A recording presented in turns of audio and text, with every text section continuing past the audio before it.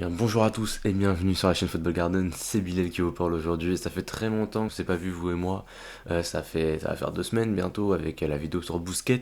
Et aujourd'hui on est reparti pour une vidéo qui, vous l'avez vu au titre, vous l'avez vu à la miniature, va vous faire plaisir je pense. Et il y a un mois j'ai tourné la vidéo qui va apparaître juste là, celle-là là. Du coup voilà, c'était celle sur le mercato du Paris Saint-Germain qu'on avait sorti il y a à peu près un mois. Les retours sont magnifiques. C'est la deuxième vidéo la plus vue de la chaîne. On a plus de 700 vues dessus. Et ça continue de monter petit à petit. Donc je pense qu'elle deviendra limite la première d'ici peu. Voilà, la vidéo sur Potter, je pense on a eu un pic. Puis maintenant, ça s'est totalement arrêté parce que voilà, le cas Potter est désormais clos. Alors qu'une vidéo mercato sur le Paris Saint-Germain va durer tout le mercato, les gens vont la regarder tout le mercato, et c'est pour ça que les vidéos font plus de vues. Donc voilà, c'est un schéma assez classique. Et donc du coup, aujourd'hui on se retrouve pour un deuxième épisode en gros, d'un mercato parfait, et aujourd'hui, vous l'avez vu au titre à la miniature comme je l'ai dit juste avant, et puis surtout vous l'avez vu au maillot, on s'intéresse à mon club, cette fois-ci c'est Chelsea. Chelsea, comment redresser la barre à Chelsea cette saison? Non, enfin la saison prochaine, après une saison catastrophique comme celle qu'on a vécue cette année. Donc du coup, on s'attaque à Chelsea aujourd'hui, il y a des choses à dire. Il y a beaucoup de choses à dire déjà au niveau du coach. On le sait, c'est Mauricio Pochettino qui va rejoindre l'équipe l'été prochain. Personnellement, je suis assez mitigé, je suis pas fan même, faut être honnête. Pour moi, Mauricio Pochettino, c'est un bon coach, mais le problème avec Mauricio Pochettino, c'est qu'il a entraîné à Tottenham, et que pour moi, voilà, à part si tu ramènes un crack intersidéral de Tottenham, ou d'Arsenal même, tu vois, c'est un mec comme Hutchinson qui vient d'Arsenal, le mec c'est un crack, tu vois, je vais pas dire, oh le mec vient d'Arsenal, je le veux pas, tu vois. Et là le problème c'est que là on parle d'un coach qui a joué à Tottenham et qui plus est n'a rien gagné avec Tottenham. Voilà, c'est surtout ça le problème. Aujourd'hui, on a besoin d'un coach qui déjà nous fait remonter à la pente, mais au-delà de ça, il faut voir après, il faut voir long terme. C'est un mec qui va nous apporter des titres, c'est un mec qui va permettre à Chelsea de remonter peut-être sur le podium des meilleures équipes au monde, voire la première, hein, qui sait, si on regagne la Ligue des Champions d'ici peu. Et je sais pas si Pochettino est l'entraîneur capable de faire ça. Il avait un passage à Paris qui était plutôt moyen, sur la scène européenne c'était pas mal, mais sur la scène nationale c'était vraiment catastrophique. Il a perdu la Ligue 1, il a perdu la Coupe de France, le Trophée des Champions, il a vraiment tout perdu, hein, Mauricio Pochettino. Et donc du coup voilà, il arrive à Chelsea, malheureusement, moi personnellement, comme je l'ai dit, je suis un peu dégoûté qu'ils viennent. Maintenant, voilà, je vais dire la vérité, si le mec arrive et qu'il nous fait des résultats très favorables et qu'il nous permet de remonter la pente directement, moi je féliciterai Pochettino, évidemment. Hein, on va être derrière Pochettino malgré tout cette saison. Mais moi je le dis, au moindre faux pas, pour moi, Pochettino, ça va être encore pire que pour les autres. J'aurais ce passif de il a joué à Tottenham, on n'aurait jamais dû le prendre, etc. Voilà, c'est le passif que je ne veux pas avoir, mais c'est un passif qui peut arriver. Donc voilà. Après cette intro méga longue là, parce que je vois qu'on est quasiment déjà à 4 minutes de vidéo, moi j'ai donné un peu mon avis sur Mauricio Pochettino, donc voilà, ça va. On parle objectif du mercato. Le premier objectif du mercato selon moi, c'est déjà faire correspondre un petit peu le style de jeu à celui de Pochettino.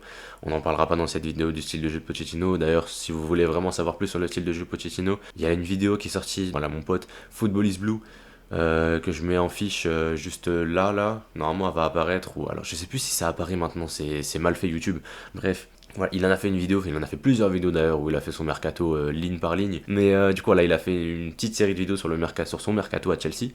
Et il a parlé du coup juste avant de Mauricio Pochettino, son style tactique, etc. Donc moi personnellement j'ai pas envie de rentrer dans les détails tactiques pour cette vidéo. Parce que sinon la vidéo va faire 1 heure en fait tout simplement. Mais donc du coup voilà, je vous invite à aller voir sa vidéo pour ceux qui ne l'auraient pas vu et qui sont peut-être intéressés par le fait de savoir comment jouer Pochettino, etc. Et puis d'ailleurs, si vous avez le temps, allez regarder toutes ces vidéos mercato, voilà, il a fait du très très bon travail vraiment. Et à toutes les lignes, il a vraiment fait du très bon travail. Mais vous verrez pour ceux qui ont vu, parce que je sais qu'il y a pas mal de gens qui sont abonnés à David et qui du coup regardent mes vidéos. Pour ceux qui ont vu son mercato, je vais avoir des choses un peu différentes. Je vois les choses un peu différemment que de lui. Vous verrez ça au fur et à mesure, excusez-moi, de la vidéo. Donc du coup voilà, ça c'est le premier objectif, c'était un peu faire correspondre l'effectif à la philosophie de Pochettino, même si on sait que c'est compliqué parce que voilà, il arrive dans un club où malheureusement, tactiquement, c'est pas le mieux pour lui. Voilà, on a des ailiers qui mordent la ligne alors que normalement ça devrait être des ailiers un petit peu plus axiaux, enfin des milieux offensifs même un peu plus axiaux, ce qui n'est pas le cas actuellement, donc on verra ce qu'il va en faire. Mais donc voilà. Deuxième objectif, dégraisser l'effectif. Ça c'est très très important. Dégraisser l'effectif pour descendre à 25-26 joueurs. Pour moi, c'est voilà, c'est une des priorités. On sait qu'actuellement, il y a 32 joueurs à Chelsea, c'est monstrueux. Donc voilà, 32 joueurs, plus le fait qu'on va sûrement recruter un ou peut-être deux l'été prochain. Donc c'est très compliqué, c'est très très compliqué. Voilà, on dégraisse l'effectif. Pour moi, c'est important. Descendre à 25-26 joueurs, comme le font les top clubs anglais. Hein. Les Manchester City sont à 25, Liverpool est à 27, si je dis pas de bêtises. Et encore, ils en perdent 4 sur le mercato. Je suis même pas sûr qu'ils vont pouvoir en récupérer 4 sur le mercato d'été. Vu qu'il y a Chamberlain, Firmino, Milner et Naby Keita qui vont tous les 4 quitter le club à la fin de la saison. Donc voilà, ils vont être aux alentours des 25 aussi. Manchester United est un peu plus, je crois qu'ils sont à 27 ou 28.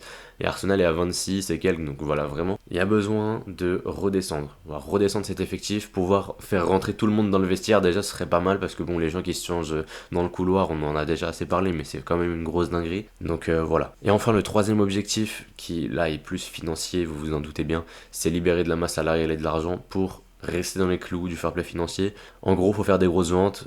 Couplé à ça, faut jarter les joueurs qui ont des gros salaires. Et ça tombe bien, en première ligue, il y a quasiment que des gros salaires. Donc du coup, là, du point de vue du fair play financier, normalement, on ne devrait pas trop avoir de soucis, surtout si on s'en tient à mes ventes. Et donc du coup, on commence par les ventes, et enfin, on commence par l'effectif actuel en fait. Hein. Je parlerai des arrivées en fin de vidéo, comme je l'avais fait avec le Paris Saint-Germain. Et donc du coup, on commence avec les gardiens de but. Les gardiens de but, actuellement, on en a 4 au club. Kepa Arrizabalaga, Edouard Mendy, Marcus Bettinelli et Gabriel Slonina, le jeune gardien américain. Et donc du coup, actuellement, je n'achète personne au gardien, voilà, je n'achète personne dans les buts. Je sais que c'est une des pistes de Chelsea d'acheter un nouveau gardien, on parle de Onana, Martinez, Raya, etc. Personnellement, c'est, je pense, pas la priorité pour ce mercato. Qu'est-ce que je fais moi? Déjà, en 1, je garde Kepa, il nous fait une superbe saison cette année, il nous sauve les meubles. Je pense que sans lui, on est 15e ou 16e, un truc comme ça, on joue le moitié, hein, clairement, avec lui. Là, au moins, on a joué le milieu de tableau, c'est déjà pas mal. Donc voilà, Kepa, pour moi, ce sera évidemment le gardien titulaire de l'équipe. Et en remplaçant, et là, je vais peut-être en choquer certains, je mets Gabriel Slonina en remplaçant. Alors pourquoi Slonina? Alors, beaucoup de gens vont me dire, oui, il est trop jeune, c'est encore trop tôt, attendons encore 1 ou 2 ans. En vrai, je suis d'accord avec vous. Pour moi, je pense que Slonina, il n'a pas encore la carrure pour enchaîner les matchs. Mais pour moi, il y a très peu de blessures de gardien de but, faut être honnête. Donc je pense que Kepa jouera toute la saison. Et même pour moi, Slonina, de ce qu'il a montré déjà à l'académie, mais aussi dans les matchs qu'il a fait avec les États-Unis. D'ailleurs, il a la Coupe du Monde U20 actuellement qui se déroule, je sais plus où c'est la Coupe du Monde. J'ai un trou de où est la Coupe du Monde U20, bref. Dans tous les cas, voilà. Il montre de très très belles choses, que ce soit avec les États-Unis ou avec l'académie de Chelsea. Il aime beaucoup le club, ça se voit, voilà, il fait des tweets en rapport avec Chelsea la plupart du temps, etc. Donc vraiment, pour moi, Slonina, c'est le moment en fait. Parce que l'année prochaine, on ne jouera pas de Coupe d'Europe, donc il y aura moins d'échéances. Pour moi, c'est le moment de faire jeter des jeunes, de faire balancer des jeunes, tu vois, c'est le moment. Les faire exploser, voir s'ils peuvent voilà, nous servir, etc. Et donc du coup, pour moi, Slonina, c'est le moment parfait. Le mettre en numéro 2 de Kepa. Il apprend de Kepa, il apprendra aussi de Bettinelli que je mets en numéro 3. Voilà, il apprendra des deux. Et clairement, pour moi, Slonina, cette saison, c'est le moment. Enfin, la saison prochaine, ce sera le moment de la confirmation, le moment où il va commencer à avoir des minutes, que ce soit en première ligue, mais aussi en cup. Hein. Je te parle pas forcément de jouer en PL, mais tu peux en jouer en Carabao Cup, en FA Cup, si tu joues pas contre des gros dès les premiers tours, comme ça a été le cas cette année. Mais voilà. En tout cas, Slonina, je le laisse en 2, Bettinelli, je le garde en 3, pour avoir le quota de homegrown players, donc du coup, les joueurs formés au pays, tout simplement. Donc voilà, c'est pour ça qu'on le garde, sinon il serait déjà parti. Et enfin, Edouard Mendy, je le fais partir. Merci pour tout. Voilà, merci pour les bons et loyaux services pendant surtout une saison. Voilà, surtout une saison. La saison où on gagne la Champions League, merci à toi Mendy. À ce moment-là, t'étais sûrement le meilleur gardien au monde à ce moment-là. Tu t'es fait voler ton trophée Yashin, on le sait. Et voilà, depuis, je dirais, depuis le West Ham 3-2, but de Masuaku sur le côté gauche, pour ceux qui se souviennent, à partir de Chelsea, je pense qu'il y en a qui se souviennent. Voilà, depuis la défaite 3-2 contre West Ham et ce but de Masuaku côté gauche, plus le fait qu'il fait l'erreur. Il fait une erreur sur Jarrod Bowen au tout début, il provoque un penalty, on s'en souvient hein, évidemment. Voilà, ces deux fautes-là, après, j'ai l'impression qu'on s'est perdu. Voilà, on s'est perdu avec Mendy à ce moment-là, j'ai l'impression. Il était beaucoup moins solide, beaucoup moins serein. C'est dommage, c'est dommage. Et voilà, le dernier match qu'il a fait avec Chelsea, c'était du coup contre Nottingham Forest. Donc voilà, il fait aucun arrêt dans le match, 0 arrêt. Et on perd 2-0. Donc voilà, malheureusement. Mendy, ça part. Si on peut en tirer 15 millions, ce serait pas mal. Donc du coup, voilà, on part sur 15 millions de ventes totales au niveau des gardiens de but. Et on passe du coup aux défenseurs, et là aussi il y a un petit peu de boulot, même si en vrai donc du coup ça dépend pas mal du système. Est-ce qu'on va jouer à 4 derrière ou est-ce qu'on va jouer à 3 derrière? Personnellement j'aimerais beaucoup qu'on joue à 3 derrière, parce que je trouve qu'on a les joueurs en fait pour jouer à 3 derrière, et dans ce cas là si on jouait à 3 derrière, je mettrais une défense à 3 avec dans l'axe Thiago Silva évidemment. Thiago Silva, quel joueur, oh là là, quel joueur de fou. Non, vraiment, les gars, Thiago Silva, c'est vraiment un joueur de fou. Et je suis vraiment juste dégoûté qu'il parte à la fin de la saison prochaine. Parce que voilà, je pense qu'on aura encore besoin de lui une ou deux saisons. Malheureusement, c'est le cas, mais tant pis. Hein. Voilà, il a 39 ans, c'est le moment de partir, évidemment. Et donc, du coup, à côté de Thiago Silva, je place, du coup, à droite, Wesley Fofana. Et à gauche, Benoît Badiachil. Benoît Badiachil qui s'est blessé, du coup, pendant plusieurs mois, qui sera là que en août. Donc voilà, qui sera sûrement pas présent pour les 2-3 premiers matchs de la saison de PL l'année prochaine. Et donc du coup, je pense que c'est parfait. Je suis désolé de souhaiter la blessure de quelqu'un, mais je pense que c'est parfait. Au moins sur le début de saison, on aura titulaire un joueur que j'apprécie énormément et que je mets actuellement pas titulaire, mais en super sub de luxe. Donc c'est pas vraiment un remplaçant, tu vois, c'est un mec que tu alternes avec le titulaire. Et donc du coup, celui que je mets, c'est Levi Colwill. Voilà, Colwill, quel joueur de malade, Levi Colwill quand même. Il a encore joué hier contre Manchester City. Bon, il a fait une passe D un petit peu. Voilà. Bon, c'était une passe D. Bon, c'est surtout le but qui est exceptionnel parce que Enciso frappe de facile 25-26 mètres. Il la met en lucarne et que Colwill fait juste une passe basique. Je sais pas si je peux vous repasser le but. Si je le trouve, je vous repasserai le but en vite fait. Puis ouais, il a mis un top but Enciso et donc du coup ouais, c'est Colwill qui a fait sa passe D. C'est déjà sa deuxième passe D en deux matchs hein, pour ceux qui veulent savoir. Donc du coup voilà, Levi Colwill, évidemment que je le garde, il est très très jeune, c'est le futur du club. Son prêt à Brighton est excellent, donc voilà, c'est parfait. Et donc du coup là, Colwill que j'intègre à l'effectif. Et ensuite, en remplaçant cette fois-ci, donc c'est des joueurs que je mets véritablement en doublure, c'est presque de la concurrence, mais voilà. Je mets Cucurella dans la défense centrale, voilà. On l'a vu, cette saison il a été meilleur en défense centrale qu'à gauche. Le Cucurella de Brighton a totalement disparu. Hein. Je pense que personnellement j'ai très peu d'espoir sur le fait que Cucurella puisse revenir à un bon niveau sur le côté gauche. Mais en défenseur central, honnêtement, dans une défense à 3, il a montré de très belles choses cette saison. Les peu de fois où il a joué à ce poste-là, il a vraiment montré de belles choses. Donc du coup, voilà, Cucurella, je le mets en remplaçant en défenseur central gauche. Et s'il y a besoin, en latéral gauche, évidemment, on le mettra. Ça permet de faire un petit peu le couteau suisse au niveau de la défense, tout simplement. Ensuite, le deuxième remplaçant, c'est Koulibaly. Que je mets en remplaçant de Thiago Silva. Thiago Silva jouera pas tous les matchs cette saison, donc du coup voilà, ça alternera en vrai. En vrai, j'aurais pu mettre Koulibaly en super sub de luxe aussi parce que ça va pas mal alterner. Il y a besoin d'un taulier dans la défense. Peu importe qui tu mets. Donc si tu mets pas Thiago Silva, pour moi tu dois forcément mettre Koulibaly. Dans une défense à 3, il faut un taulier et si les deux autres sont jeunes, c'est pas si grave parce que t'as un mec qui a de l'expérience qui va dire toi non place-toi comme ça, toi non reviens, là t'es trop haut, etc. Tu vois, c'est ce genre de moments là qui sont vraiment intéressants je trouve. Et il faut un taulier pour ça, tu vois. Donc que ce soit Thiago Silva ou Koulibaly dans le cas où on prendrait un remplaçant, voilà les deux sont des tauliers et à côté Cucurella est plus si jeune que ça, bon je crois qu'il a 24-25 ans, 24 ans je crois. T'as Wesley Fofana qui est jeune, Badiachil qui est jeune, Colwill qui est jeune, donc forcément il faut des tauliers et donc du coup c'est pour ça que je garde Koulibaly malgré le fait qu'il y a pas mal de sources qui disent que tout simplement ils veulent le vendre. Voilà, ils veulent vendre Koulibaly, je sais pas si c'est une bonne idée, personnellement je trouve que c'est une très mauvaise idée. Et donc du coup au niveau des départs, j'ai 3 départs. Un en prêt et deux définitifs. On commence par celui en prêt, c'est Trevoh Chalobah. Pour moi, il n'a pas le niveau Chelsea actuellement, c'est assez clair, on l'a vu cette saison. Il a beaucoup de mal le match contre City, il fait un match catastrophique, j'ai pas vu tout le match, mais déjà sur le but, sur le placement, sur le but de Julián Alvarez face à City, c'était catastrophique. Et en fait, le mec était beaucoup trop haut par rapport à Silva et c'était Fofana, je crois, de l'autre côté. Voilà, et sur le but, bah, tu te prends un but de débutant parce que Chalobah est mal placé et qu'il y a un énorme trou côté droit. Donc forcément, voilà, Chalobah, il n'a pas encore l'expérience. Il lui faut un prêt dans un club de première division intermédiaire, que ce soit en première ligue ou autre, hein, je m'en fiche un petit peu. Parce que voilà, on l'avait pris après son prêt à Lorient, prêt très bon à Lorient d'ailleurs. Il avait fait une bonne saison avec Tuchel, il avait commencé premier match avec Chelsea, Marc contre Crystal Palace. On s'est dit, ouais, c'est qui ce crack, c'est un joueur de fou. Mais au final, c'est pas si ouf que ça. Il faut être honnête, il a pas encore la carrure. Il a pas encore la carrure, mais dans le futur, ça peut être pas mal. Ça peut être pas mal dans le futur, à voir ce que ça peut donner. Donc c'est pour ça que je ne fais que le prêter. Et si malheureusement ça ne marche pas, tant pis. Voilà, on le vendra et puis voilà. Mais voilà, j'aimerais bien quand même le garder, c'est un enfant du club, ça joue aussi dans mon cœur, etc. Donc voilà. Et donc ensuite, j'enregistre deux ventes. La première, c'est celle de Malang Sarr, qui est actuellement prêté à Monaco. Et oui, Malang Sarr est un joueur de Chelsea. Ah, on va vous étonner dans cette vidéo. D'ailleurs, au moment où là je viens d'y penser, donc faut que je vous en parle, j'ai regardé vite fait les joueurs qui sont encore en prêt à Chelsea et qui donc du coup sont encore sous contrat avec Chelsea. Et il y en a un qui est encore sous contrat avec Chelsea jusqu'à l'été prochain, donc l'été 2024, Abdul Rahman Baba.